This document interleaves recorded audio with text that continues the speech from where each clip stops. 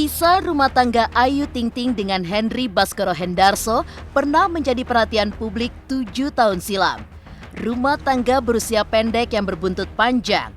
Dan sejak bercerai pada 2014, Ayu dengan Angie seolah terlibat perang dingin yang tidak berkesudahan. Akibatnya, Bilqis Sumaira Razak, buah cinta mereka, belum pernah bertemu sang ayah. Hal itulah yang kini kembali mengemuka setelah mencuat kabar bahwa Ayu membuka kesempatan untuk mempertemukan Bilqis dengan Angie. Lantas, seperti apa reaksi Angie tentang kabar tersebut?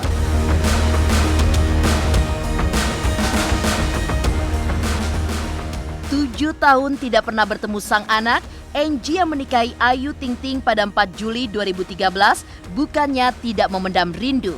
Ia pun juga selalu mengikuti perkembangan buah hatinya itu meski sekadar lewat media. Angie juga hanya bisa ikut bahagia saat melihat Bilqis tampil menyanyi di televisi. Seperti apa Angie melihat perkembangan Bilqis?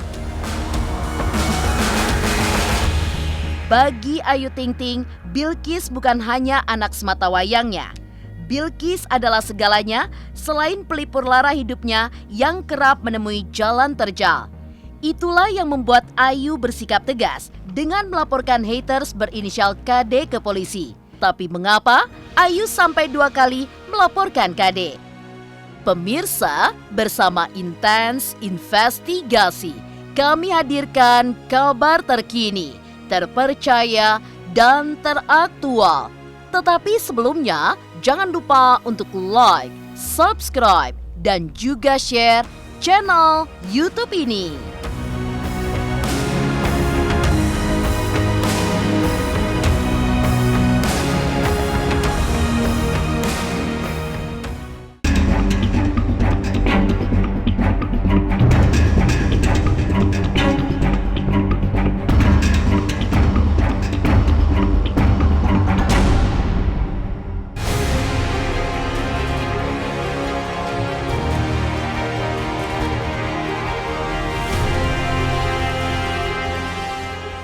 Tujuh tahun berlalu sejak perceraian Ayu Ting Ting dengan Henry Baskoro Hendarso yang terjadi pada April 2014. Hubungan mereka tidak kunjung mencair. Seperti ada perang dingin sehingga membuat Bilqis Sumaira Razak tidak mengenal sosok sang ayah. Mencuat kabar bahwa Ayu memberikan sinyal untuk mempertemukan Bilqis dengan Angie yang tidak lain adalah ayah kandungnya. Sinyal pun juga terjadi pada saat Idul Adha, saat sapi kurban Bilqis sudah diberi nama Bilqis dengan menyertakan nama Henry Baskoro di belakangnya. Dan sinyal-sinyal kuat itulah yang disambut baik pihak Angie yang mengaku sudah sangat lama merindukan pertemuan tersebut.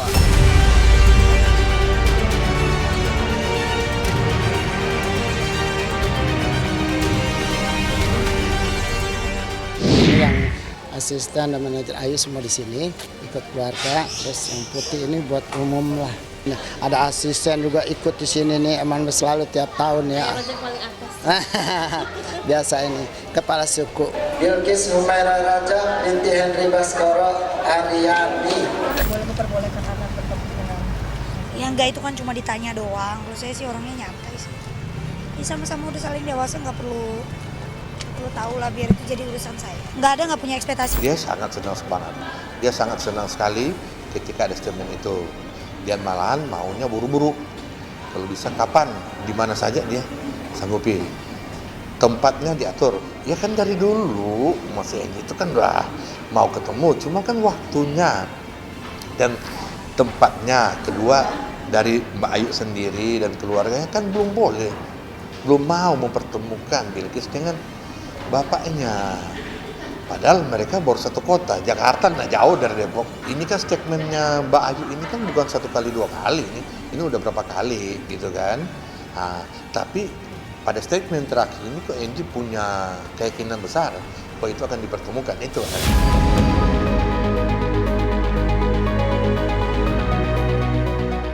Pertemuan Bilqis dengan sang ayah memang sudah beberapa kali digagas, tapi selalu saja menemui kegagalan. Pihak Angie juga mengaku sudah mempersiapkan diri untuk menjalani pertemuan. Namun, hingga saat ini belum ada yang terlaksana. Secara terus terang, pihak Angie juga berjanji untuk membicarakan masalah-masalah masa depan Bilqis, termasuk memberikan nafkah serta menyiapkan mulai dari biaya hidup hingga biaya sekolah Bilqis. Tapi benarkah ada syarat tertentu jika Angie ingin bertemu dengan Bilqis?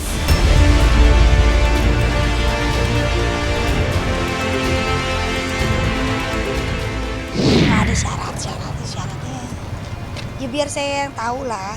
Nggak ada syarat-syarat juga ya kalau mau ketemu. Ya maksudnya ya baik-baik, dia juga nggak tahu kemana. Ya inilah momennya, inilah 2001 ini momennya.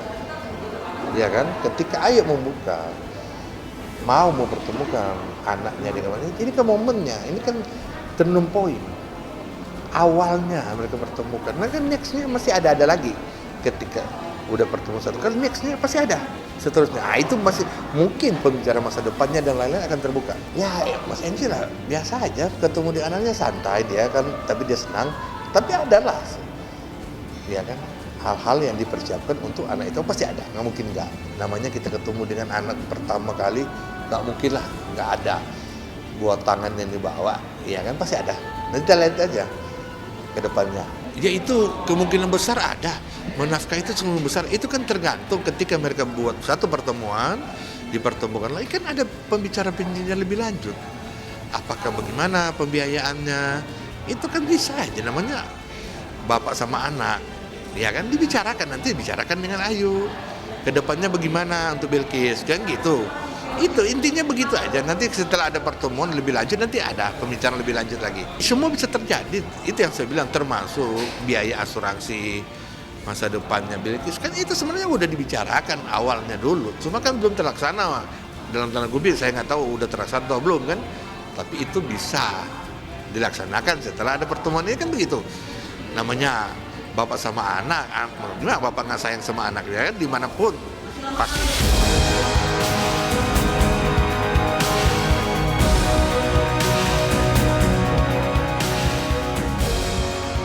Mencuat kabar Ayu Ting Ting menyalakan lampu hijau untuk mempertemukan Angie dengan Bilqis.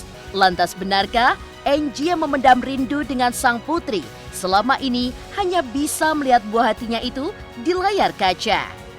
Pemirsa Intens Investigasi, jangan lupa untuk like, subscribe, dan juga share channel YouTube ini.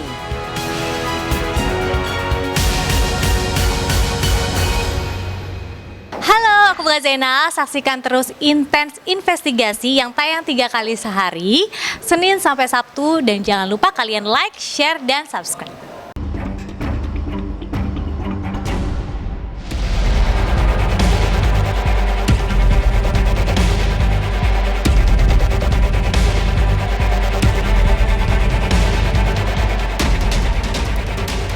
Penantian Angie untuk bertemu buah hatinya memang sangat panjang. Bahkan sudah terjadi sejak Bilqis Sumaira Razak masih berada di kandungan Ayu Ting Ting. Kini, 7 tahun sudah, Angie dan Bilqis dipisahkan oleh situasi yang tidak bisa membuat mereka bersama. Selama 7 tahun itulah, Angie hanya bisa melihat putri kecilnya lewat layar kaca dan sosial media. Apalagi, Bilqis juga sudah mulai berani menyanyi di televisi. Bahkan penampilannya pun sempat menuai trending di YouTube. Melihat perkembangan Bilqis kini, Angie pun merasa kagum dan bahagia karena Ayu telah berhasil merawat dan mendidik Bilqis hingga jadi seperti sekarang ini. Di sisi lain, Ayu Ting Ting pun juga merasa bahagia karena melihat putri tunggalnya mewarisi bakatnya sebagai seorang penyanyi.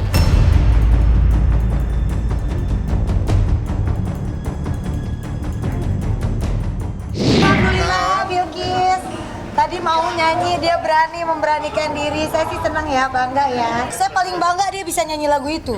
Toto bisa aja. Senang ajanya cucu udah berani tampil ya. Dia pasti senang. Dia bakat sendiri, senang banget dia suruh nyanyi. Nggak nyangka gitu ya, berani. Namanya orang tua lihat anaknya muncul di kanal YouTube atau di mana kan senang dilihat, senang aja, cuma mengagumi, wah anakku udah semakin pintar, semakin berbakat. Ya sebatas itu aja menghubungi kan. Permasalahan kan dia tidak bisa memeluk anak itu kan saat ini. Jadi masih tetap aja apapun yang Bilqis lakukan di media itu pasti dia memantau itu. Memantau itu satu. Kedua juga dia kan lihat, apalagi Eji paling sayang, dia senang ketika Bilqis maju dengan pendidikannya. Dia senang. Bukan cuma Bilqis, dia bangga juga. Ayu luar biasa merawat Bilqis, luar biasa. Itu dia ngomong saya, Ayu tuh luar biasa. Merawat Bilqis itu luar biasa.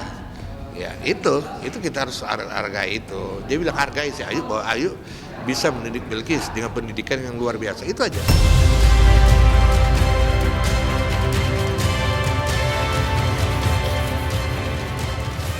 Kemampuan Bilqis menyanyi serta keberaniannya tampil di depan kamera sudah pasti diwariskan oleh Ayu Ting Ting.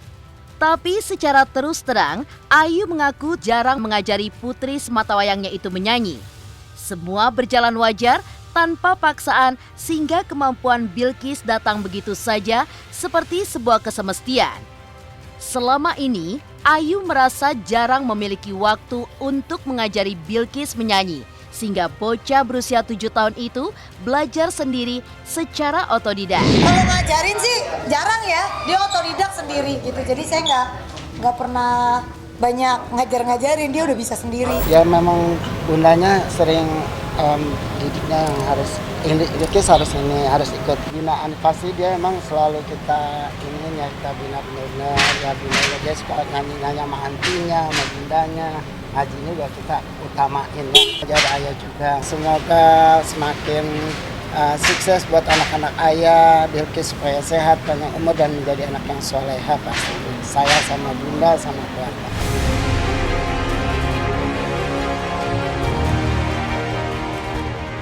Bilqis Sumaira Razak memang memberi kebanggaan besar selain kebahagiaan terdalam bagi Ayu Ting Ting. Itu pula yang membuatnya berusaha melindunginya dari serangan para haters. Tapi, mengapa Ayu sampai 2 kali melaporkan KD yang telah menghina Bilqis? Benarkah ia sangat ingin memenjarakan KD?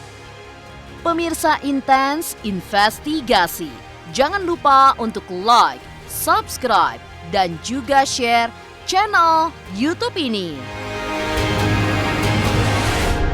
Halo, saya Chico Jericho. Saksikan terus Intens Investigasi yang tayang 3 kali sehari, Senin sampai Sabtu. Jangan lupa like, share, dan subscribe.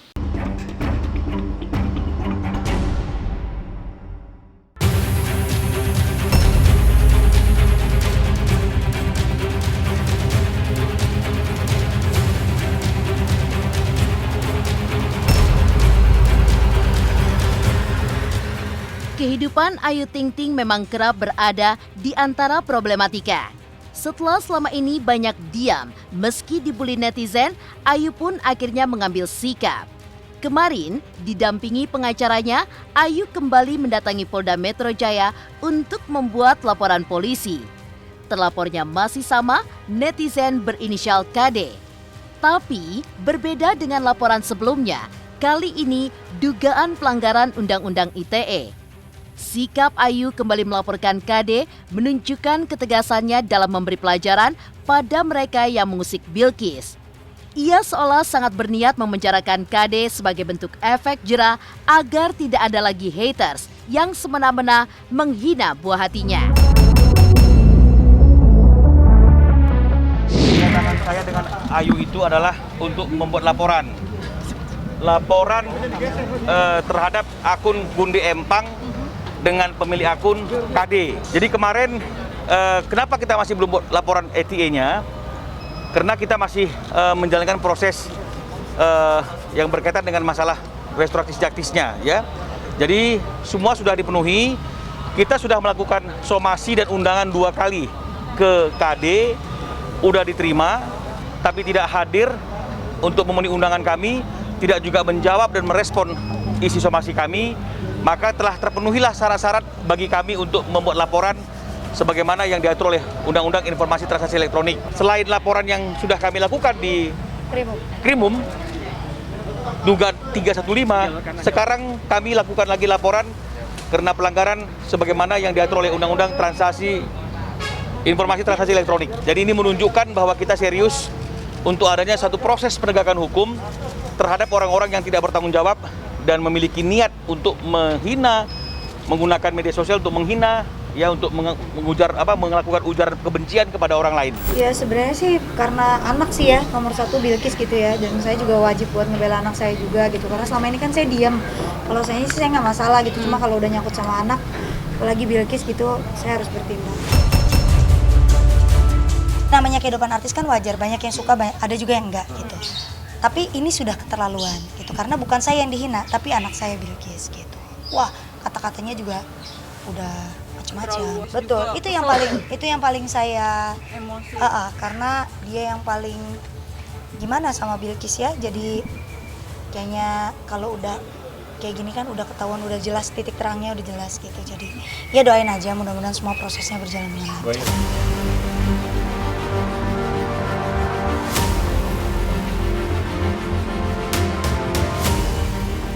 Ketegasan Ayu Ting Ting dalam bersikap seolah memberikan pesan kepada para haters untuk berhati-hati jika mencerca keluarganya.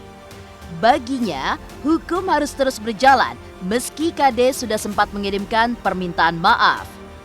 Ini penting karena serangan yang dilancarkan KD tidak bisa dihapus hanya dengan maaf. Apalagi jejak digital juga tidak akan bisa dihilangkan sampai Bilkis dewasa nanti. Oleh sebab ingin melindungi Bilkis dari serangan haters, benarkah Ayu telah menutup pintu damai?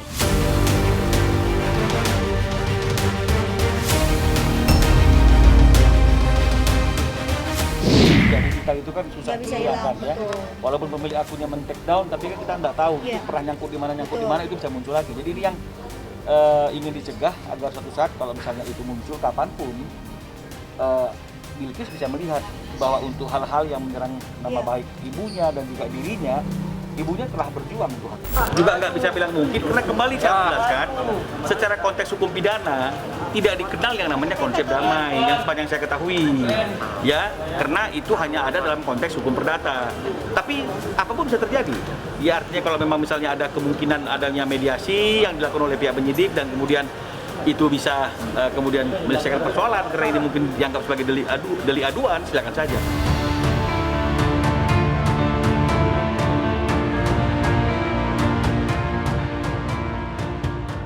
Demikian pemirsa, kabar terkini, terpercaya, dan teraktual yang kami hadirkan hari ini. Saksikan terus Intens Investigasi setiap hari Senin sampai dengan Sabtu yang tayang 3 kali sehari, yaitu pada pukul 11 siang, 3 sore, dan 7 malam, tentunya hanya di YouTube channel. Dan pastikan jangan lupa untuk like, subscribe, share, dan juga komen channel Intens Investigasi.